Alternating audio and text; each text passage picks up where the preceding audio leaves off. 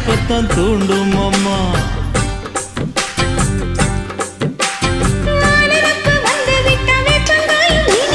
வானரப்பு போய்விட்டா செங்கரும்பும் கசக்கும். கட்டி வைக்கவா தலைவன கலசம வணங்கிடவா. கட்ட விரல் ரத்தம் எடுத்து கண்மணிய குங்குமமா வச்சு விடுவேன். தொட்டா சிணுங்கி போல தொட்டா சிணுங்குறாளே சிட்டார சிட்டுக்குருவி. என்ன விட்டா போதும் முன்னு சிட்டா பறக்குறாளே குத்தால தொட்டு மருவி.